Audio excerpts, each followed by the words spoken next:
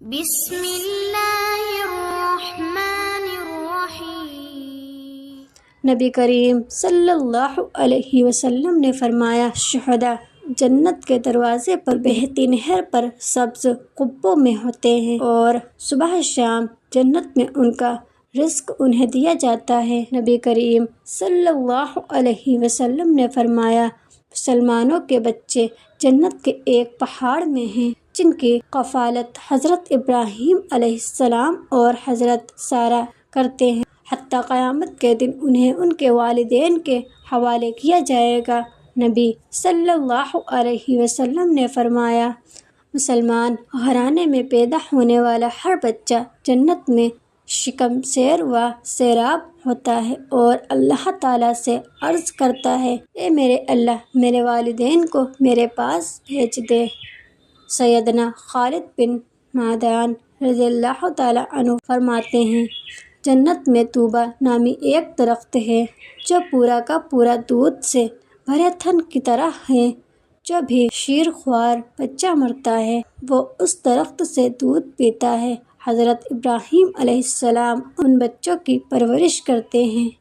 نبی صلی اللہ علیہ وسلم نے فرمایا، مومن کے چھوٹے بچوں کی روحیں چڑیوں کی صورت میں جنتی درخت پر ہوتی ہیں، اور ان کے جد امجد حضرت ابراہیم علیہ السلام ان کی پرورش کرتے ہیں۔ حضرت سیدنا عبداللہ فرماتے ہیں، مسلمانوں کی روحیں سفید پرندوں کی صورت میں عرش کے سائے میں ہوتی ہیں، اور کافروں کی روحیں ساتویں زمین میں ہوتی ہیں۔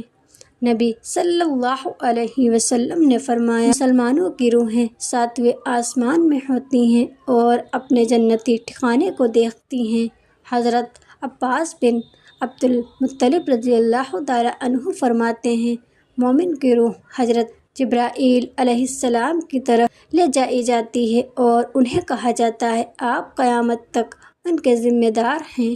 نبی صلی اللہ علیہ وسلم نے فرمایا، جب امام آمین کہے تو تم بھی آمین کہو، کیونکہ جس کی آمین فرشتوں کی آمین کے ساتھ ہو گئی اس کے پچھلے تمام گناہ معاف کر دیے جائیں گے۔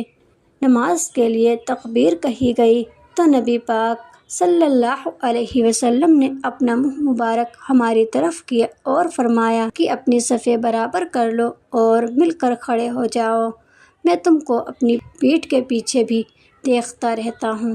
نبی صلی اللہ علیہ وسلم نے فرمایا، میری امت میں سب سے زیادہ میری امت پر رحم کرنے والے ابو بکر صدیق ہیں۔ اللہ کے دین میں سب سے زیادہ سخت اور مضبوط حضرت عمر ہیں۔ حیا میں سب سے زیادہ حیا والے حضرت عثمان ہیں۔ سب سے بہتر قاضی حضرت علی ہیں۔ نبی صلی اللہ علیہ وسلم کہا کرتے تھے کہ اللہ بری عادتوں، برے کاموں، بری خواہشوں اور بری بیماریوں سے بچا۔ نبی صلی اللہ علیہ وسلم نے فرمایا، اللہ تعالیٰ تمہارے جسموں اور شکلوں کو نہیں دیکھتا بلکہ تمہارے دلوں اور اعمال کو دیکھتے ہیں۔